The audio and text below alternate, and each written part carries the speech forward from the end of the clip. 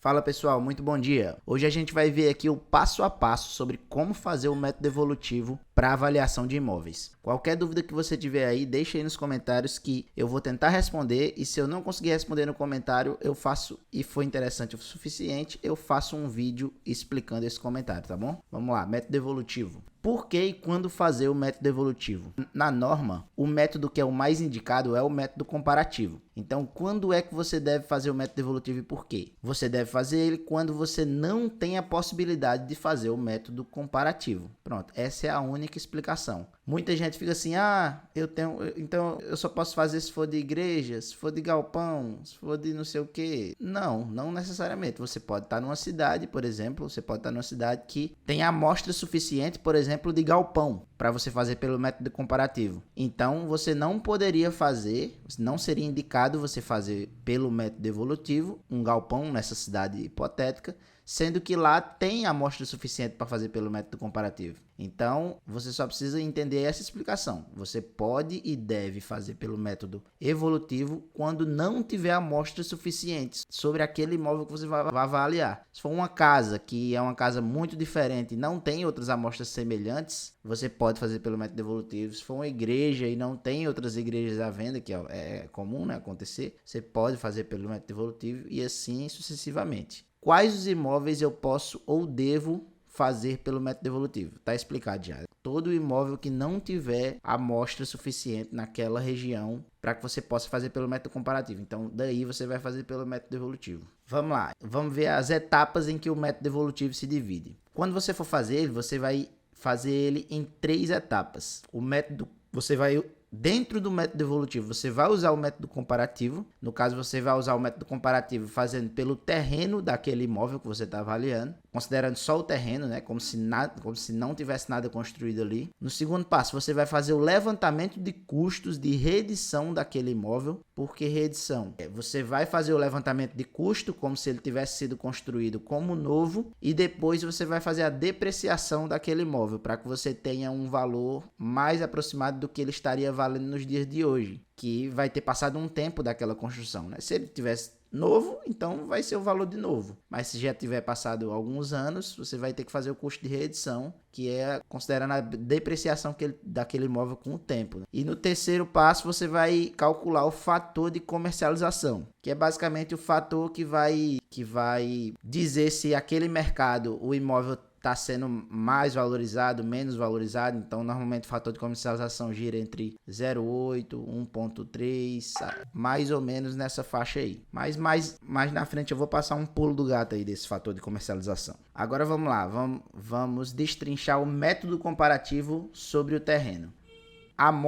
As amostras que você vai coletar quanto ao terreno, indicado é que sejam amostras que variem no máximo pelo dobro ou a metade do terreno avaliando que você vai estar fazendo, né? Então, digamos que o terreno tenha 200 metros quadrados. O ideal é que você pegue outras amostras para fazer o método comparativo que girem em torno de a metade de 200, 100 metros quadrados. No mínimo, né, 100 metros quadrados, e no máximo o dobro de 200, que seria 400 metros quadrados. Então, seria aí. O ideal seria que você pegasse terrenos entre aí 100 e 400 metros quadrados. Então, pode ser. Então, não tem problema. Se for um terreno de 95, 97 metros quadrados, 405, 406 metros quadrados. Essa é a ideia que você tem que levar em consideração, né, para que fique da forma ideal. Possíveis variáveis. Então, variáveis vai depender muito do avaliador, né? Mas eu vou dar algumas ideias de possíveis variáveis que você pode usar quanto ao terreno. Uma variável que você necessariamente vai ter que usar é a área do terreno,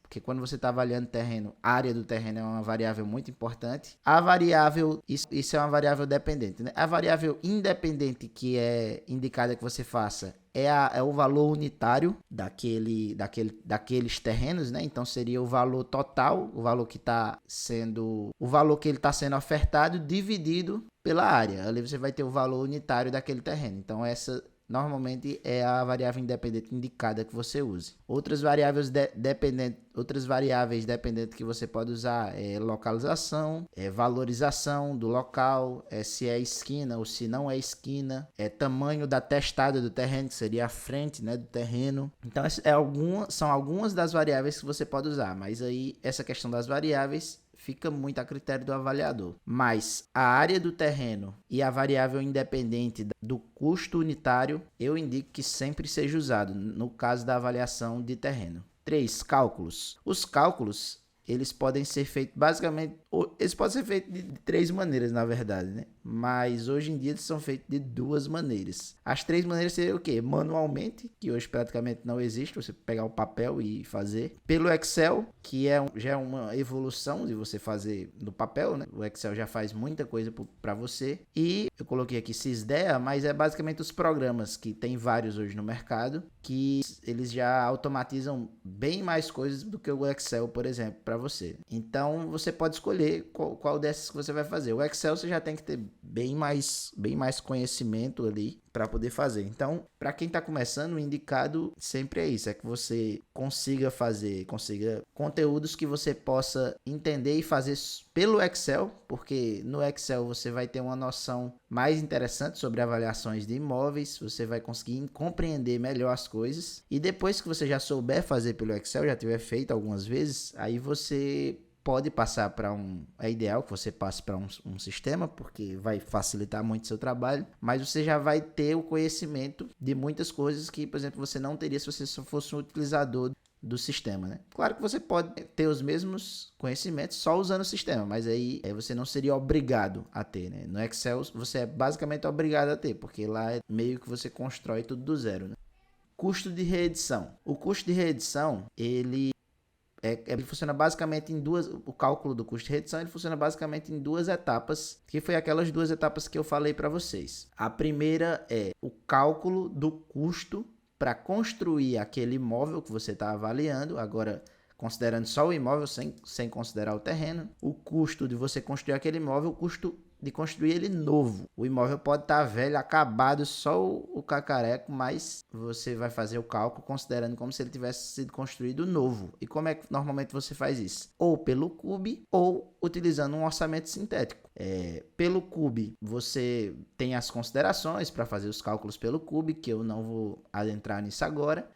Provavelmente vai ser em algum outro vídeo, mas caso você tenha alguma dúvida específica, pode deixar aí. E o orçamento sintético é basicamente você fazer um orçamento como se aquele imóvel tivesse sido construído do zero. Você fazer um orçamento sintético, né? Simples mesmo. Então, você tendo um desses 2 valores sendo calculado pelo CUB ou pelo orçamento sintético, você vai ter o valor daquele imóvel sendo construído novo. Depois que você tiver esse valor, você vai ter que estipular um valor de BDI. Então, esse BDI pode ser estipulado, pode ser calculado. Essas coisas, elas variam quando se você for escolher usar um arbitrado, ou um calculado, ou um justificado, isso vai variar para o nível de fundamentação do seu laudo. Então, mais para frente eu vou explicar para vocês como funciona esse nível de fundamentação.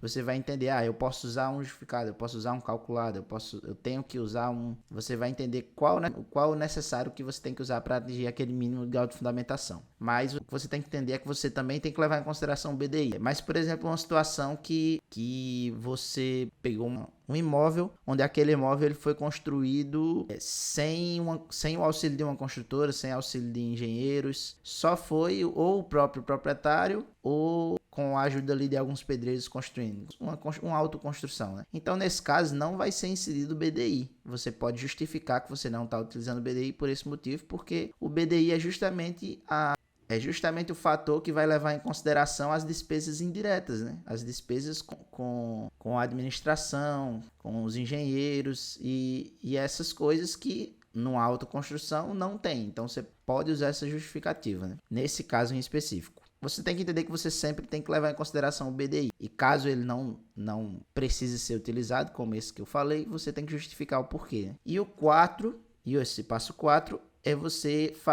vem a depreciação. Que você já tem o valor do imóvel como novo e você já aplicou o BDI nele. Então você já tem o valor ali que seria da construção do imóvel novo completo. Agora você tem que fazer a depreciação desse imóvel. E normalmente você faz isso pelo método de Hosseidek, que nesse método vai levar em consideração diversos fatores sobre aquele imóvel, e utilizando esse método você vai conseguir ter o custo daquele imóvel depreciado na data atual daquele imóvel, né? com o período da idade que aquele imóvel já tem. Então, você fazendo esses 2 ou 3 passos, né? Que é calcular o custo, aplicar o BDI e fazer a depreciação, você fez o segundo passo do método devolutivo, que é o custo de reedição do imóvel. E agora, fator de comercialização. O fator de comercialização, como eu expliquei para vocês, é aquele fator que vai dizer se aquele mercado, aquele imóvel está mais valorizado, é menos desvalorizado do que aquele que foi calculado, né? Então, basicamente, você pode fazer ele de 3 maneiras: o calculado, o justificado e o arbitrado. O calculado, normalmente ele indica, o indicado é que você faça ele comparando com outros imóveis. Então, o ideal seria que fosse pelo menos 3 imóveis semelhantes ao que você vai calcular, ao que você está avaliando, né? Só que isso às vezes complica um pouco, porque normalmente você está fazendo pelo método devolutivo pela falta de imóveis suficiente para fazer pelo comparativo. Então, às vezes, você não tem nenhum, ou não tem 3 imóveis semelhantes ali na região que você possa comparar para calcular esse fator da comercialização. Então, às vezes, é impossível você fazer pelo calculado, porque você não vai ter aqueles outros 3 imóveis semelhantes para fazer. Mas às vezes pode acontecer de ter, né? Porque você pode, por exemplo, eu só tenho 5 imóveis semelhantes na minha região, então não dá para fazer pelo comparativo, porque eu não consigo fazer só com 5 imóveis semelhantes, né? Então, nesse caso, daria para fazer pelo calculado, porque você poderia pegar 3 desses e calcular o fator de comercialização, mas são casos específicos, né? Então, se não for pelo calculado, você pode fazer pelo justificado, então você tem que justificar aquele fator de comercialização de alguma maneira, ou você pode fazer pelo arbitrado. Você arbitra um valor que normalmente o indicado, se você for arbitrar, é que você arbitre o valor 1, que você não vai estar influenciando sobre o valor que você calculou, né? Tabelas de fundamentação. Quando você vai fundamentar o laudo pelo método devolutivo, você tem que levar em consideração as tabelas de fundamentação dos 3 métodos que você utilizou dentro do método devolutivo, né? Que é as tabelas de fundamentação do método comparativo, a tabela de fundamentação do método do custo de reedição e a tabela de fundamentação do próprio método devolutivo, que vai ser a fundamentação do laudo em si, né? Então vamos lá. Tabela de fundamentação do método comparativo. Aqui, basicamente, você vai analisar ponto por ponto e ver qual foi o grau que você atingiu em cada um desses pontos. Vamos lá, ponto 1. Qual é o grau que você precisaria ter? Caracterização do imóvel. Normalmente você vai utilizar grau 3 nessa fundamentação. Por quê? Porque você, quando for fazer a vistoria de um imóvel, quando você for fazer a avaliação de um imóvel, você tem que fazer a caracterização completa daquele imóvel, considerando todas as variáveis que você está utilizando. Se você não fez assim, já começou errado. Então, esse ponto você normalmente tem que atingir o grau 3. Você tem que fazer a caracterização completa quanto a todas as variáveis daquele imóvel avaliando. Ponto 2. Quantidade mínima de dados de mercado efetivamente utilizados. Esse aqui, ele vai comparar os seus dados que você utilizou com as variáveis que você utilizou. Então, digamos que você usou 3 variáveis. Você usou 3 variáveis e... Então, digamos que você usou 3 variáveis dependentes. Quando você for fazer o cálculo dessa pontuação, você vai pegar as 3 variáveis dependentes que você usou, vai somar 1, então nesse caso vai dar 4, vai multiplicar por um desses 3 valores e vai ver. Por exemplo, se você tiver utilizado 3, aí digamos, soma mais 1, 4. Multiplicou por 4, vai dar 16. Então, se você tiver utilizado mais 16 no final do seu laudo, tiver utilizado mais de 16 dados no método comparativo, você atingiu essa pontuação 2. E para atingir a pontuação 3, você teria que fazer 6 vezes 4, que é 20. Então, digamos, você teria que ter usado pelo menos 20 ou mais dados para você atingir a pontuação 3. Então, vai depender desse cálculo aqui. E no caso do 3 aqui, seria 3 vezes 4, 12. Se você atingisse 12 ou mais, você teria pontuação 1. Ponto 3. Identificação dos dados de mercado. Para você atingir o grau 3 nesse ponto aqui, é muito complicado, porque você teria basicamente que fazer a caracterização completa de todos os imóveis dos dados que você está coletando. E normalmente não é isso que é feito. Muitos dos dados que você coleta pela internet. Então você não consegue atingir esse grau 3 normalmente. Então o grau que você consegue atingir, normalmente a pontuação nesse terceiro ponto é o nível 2, que é a apresentação de informações relativas a todos os dados e variáveis analisados na modelagem. Esse ponto você consegue atingir. Na verdade, é interessante que você atinja esse ponto. Se você não está atingindo, também você está fazendo alguma coisa de errado já. Ponto 4, extrapolação. Normalmente aqui o indicado é que não haja extrapolação. Então, se não houver extrapolação, você atingiu o nível 3. Extrapolação é basicamente onde todas as variáveis do seu imóvel, comparando com as variáveis dos dados que você utilizou, seu imóvel esteja dentro das variáveis, dentro do limite das variáveis que você utilizou. Então, sempre tem que ter imóvel abaixo das variáveis do seu imóvel e acima. Então, digamos que você utilizou área, a variável área, que normalmente tem que ser utilizada. Então, nos seus dados, você vai ter que ter áreas menores do que a do seu imóvel e áreas maiores do que o seu imóvel. Se você chegar no caso que o seu imóvel está acima ou abaixo dos valores de todas as suas variáveis, todos os dados que você utilizou, então aí houve extrapolação. Aí você vai ter que levar em consideração esses outros 2 pontos aqui que vão dizer, não pode extrapolar tanto. Aí você vai ver se enquadra no 2 ou no 1, mas normalmente é que se enquadre no 3, que não haja extrapolação. Ponto 5. Aqui a gente vai para o nível de significância. Então você vai ter que analisar, aí vai ser uma coisa mais específica do laudo que não dá para passar aqui. Então você vai analisar, o seu laudo atingiu o grau de significância de 30%, de 20%, de 10%. Então dependendo de cada um, se for até entre 20 e 30, 21 e 30 é nível 3. Se for entre 11, 10.1 no caso, né? E 20 seria 2. E até 10%, de 0 a 10% seria 1. Aliás, seria pontuação 3, né? Pontuação 3, 10, pontuação 2, 20 e pontuação 1, 30%. E o sexto e último ponto dessa tabela é o nível de significância máximo admitido para rejeição à hipótese nula. Então essa é outra questão específica que você vai ter que analisar. Foi até 1%? É pontuação 3, foi até 2% é pontuação 2 e foi até 3%, foi até 5% é pontuação 1. Então, depois que você fizer essa análise de todas essas pontuações, você vai fazer a somatória de todos esses pontos que você conseguiu. Cada um desses, né? Digamos, se você tivesse conseguido 3 em todos, então seria, somando os 3, todas essas pontuações, seria 3 vezes 6, né? Que daria 18. Aí, digamos, você viria aqui para a segunda tabela, aqui você vai nessa segunda tabela ver o grau de fundamentação que o seu laudo atingiu. Então, digamos, se você tivesse atingido 3 em todas as pontuações, seu grau estaria no nível 3. Por quê? Porque o nível 3 ele exige que no mínimo você tenha atingido 16 pontos. Se você tivesse atingido 3 em tudo, você teria 18, já passa. E ele, além de que você atinja no mínimo 16, ele exige que você tenha atingido necessariamente nos graus, nos itens 2, 4, 5 e 6, no mínimo o grau 3. Se em um desses itens você atingiu o grau 2 e ainda assim conseguiu 16 pontos, mesmo assim você não estaria enquadrado no grau 3, porque você tem que obrigatoriamente, nesses pontos aqui que ele está dizendo, atingir o nível 3 mínimo. E assim vai para o nível 2 da mesma maneira. Você vai ter que analisar da mesma forma.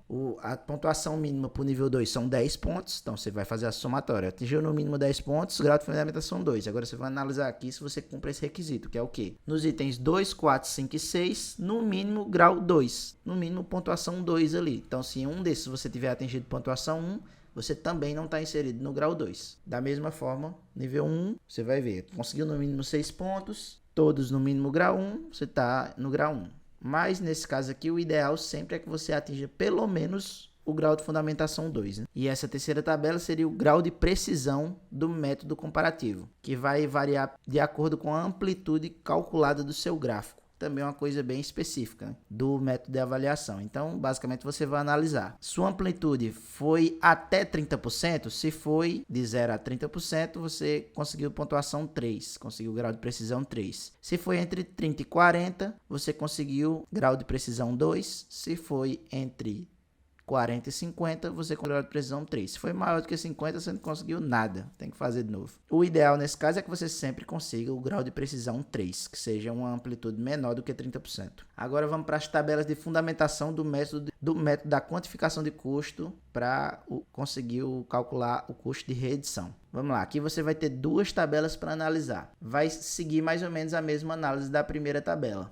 Então, a primeira tabela não, das tabelas do método comparativo. Então, vamos lá, nesse ponto 1 aqui. Estimativa do custo. Como foi que você fez a estimativa do seu custo? Para conseguir grau de pontuação 3, você teria que fazer um orçamento sintético. Se você tiver feito a quantificação dos custos por um orçamento sintético, você tem pontuação 3. Se você fez o cálculo utilizando, por exemplo, o CUB, você teria grau de pontuação nesse ponto aí 2. E se você utilizou, digamos também que você utilizou o CUB, só que você utilizou o CUB não adequado para aquele imóvel que você está fazendo. Por exemplo, você está analisando um galpão e você utilizou um CUB de uma residência. Então, se você utilizou um CUB diferente, isso é só um exemplo. Claro que não era para você fazer isso, mas eu estou dando um exemplo para você entender. Nesse caso, você teria conseguido pontuação 1 nesse item, né? Vamos lá, BDI, ponto 2. A pontuação vai variar também basicamente da forma como você calculou aquele BDI. Para conseguir pontuação 3, você tem que calcular o BDI. Para conseguir pontuação 2, você tem que justificar por que você está usando aquele BDI. Não precisa necessariamente calcular, basta justificar. E para conseguir pontuação 1, você teria que usar um BDI arbitrado. Um BDI que você arbitrou, não importa qual.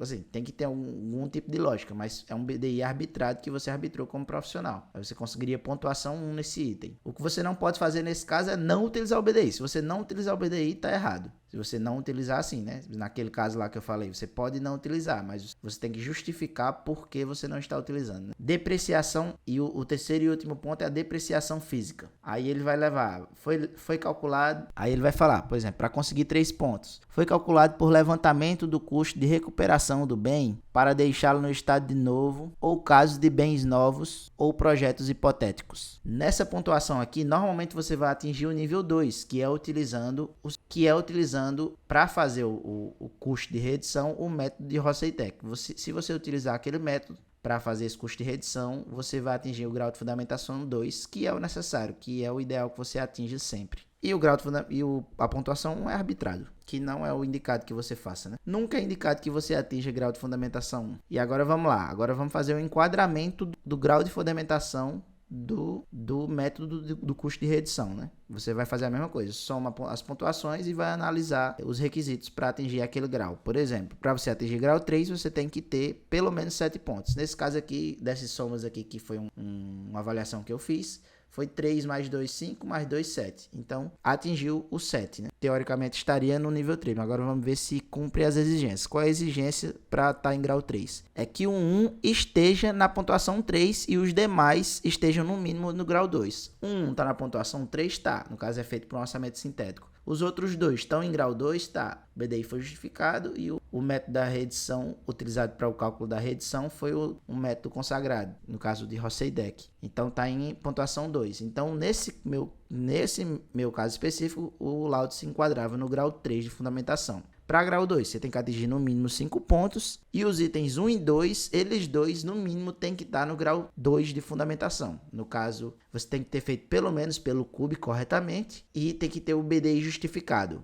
Ele considera que a depreciação física você pode ter feito por um valor arbitrado para você atingir o grau 2, mas não é o indicado. O indicado é que você faça pelo método de Rosseitec. E o grau 3, ele só diz que... O grau 3 não, né? O grau 1 de fundamentação, ele só diz que todos têm que estar no mínimo no grau 1. É um trabalhozinho fuleiro. Então, o ideal é que você sempre atinja pelo menos no mínimo o grau 2. E agora as tabelas de fundamentação do método evolutivo. Item 1, estimativa do valor do terreno. Você vai levar em consideração o método quantitativo, né? O método comparativo que você utilizou para estimar o valor do terreno. Você conseguiu grau 3 de fundamentação, então você vai atingir pontuação 3. Você conseguiu grau 2 de fundamentação, você vai atingir pontuação 2. Conseguiu grau 1, pontuação 1. E nesse caso específico eu consegui grau de fundamentação 2. Estimativa dos custos de reedição. Você conseguiu grau de fundamentação 2 O 3 vai ser 3 pontos, 2 vai ser 2 pontos e 1 vai ser 1 ponto. Nesse caso específico, conseguiu 3. O fator de comercialização. Aí, aqui é que vai entrar aquele fator de comercialização que eu falei para vocês. Então, dependendo do que você usou, vai ser a pontuação que você vai conseguir. Você fez o fator de comercialização calculado, seria pontuação 3. Fez o fator de comercialização justificado, seria pontuação 2. Fez o fator de comercialização arbitrado, vai ser pontuação 1. Nesse caso, eu utilizei o fator de comercialização arbitrado e consegui pontuação 1. Agora, vai ser a última tabela analisada aqui, que vai ser realmente o grau de fundamentação do seu laudo. Vamos lá. Para você conseguir grau de fundamentação